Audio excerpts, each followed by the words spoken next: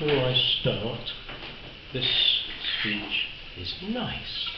There are no guns, bullets, murders, whatever. This is a nice... Bugs. Something different. Yeah, just a bit. Okay, right. Does it get dark at the end? No, all the way, this is all the way through, it's nice. Okay. Make a change. Right, President, Chair, fellow members and guests. Tulip, found originally in Kazakhstan, in the valleys, wild, and they were gathered, the bulbs were gathered, and taken all over the place. Suleiman I, known as Suleiman the Magnificent, in Constantinople, which is now Istanbul, he recognised what a wonderful plant it was, and his people went out and got the bulbs and brought them back and planted them all round his palace. They were not allowed to plant them outside of the palace because he didn't want anyone else to have such beautiful flowers. He was the only one to have them. Now, that was the first part, when the Turks or the Ottoman Empire had the flower. It then sort of moved a bit because the ambassador to Vienna, he acquired some of them off the Sultan and took them back, and they liked them in Vienna, but they didn't really do much about it.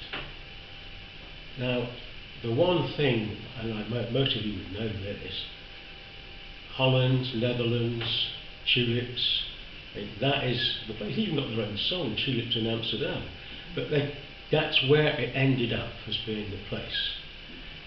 Now, one of the problems they had, this plant had beautiful solid colours. So your tulip was red, yellow, whatever colour, not black or blue, but everything else. But what they wanted was to sort of variegate the petals, to make them have slightly different colours in the petals, to make them even more fantastic than they were. Well, they tried, got nowhere, but then suddenly it happened. Several of the plants got variegated petals, and they really didn't know why, and they couldn't replicate it, but it used to happen occasionally, and over the years it got more and more and more. And the prices started going up, because obviously if you've got a variegated version, it's worth a lot more money than just a plain old tulip.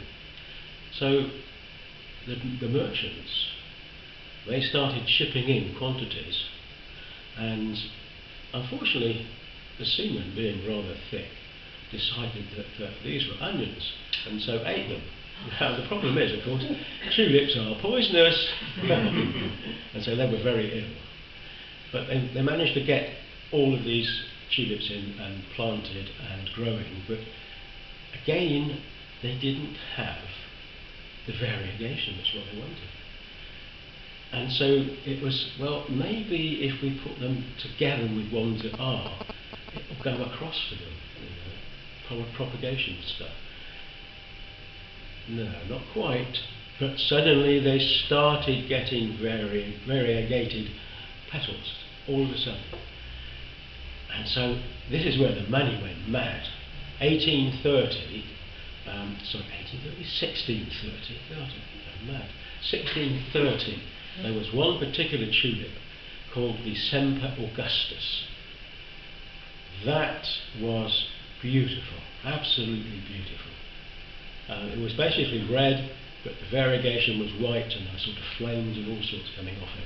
It was considered to be the most beautiful tulip of all time. Any ideas how much it cost? Shilling.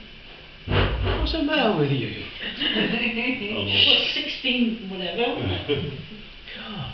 They were in florins and shillings, yes, right, but not that. No, they're talking about in terms of one of these townhouses on the side of the canal with a garden for one tulip. And they were talking in terms of massive amounts of money for these tulips, and they've got these contracts all going.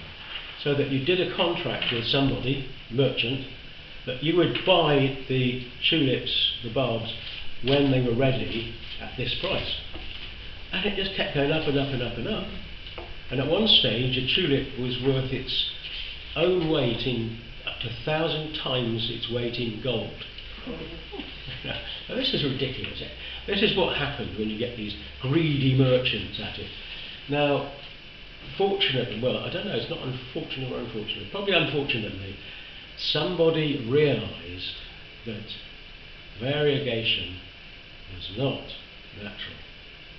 It was a virus called the broken tulip virus or the mosaic virus, and it gave you these variegations, which is wonderful, but they died.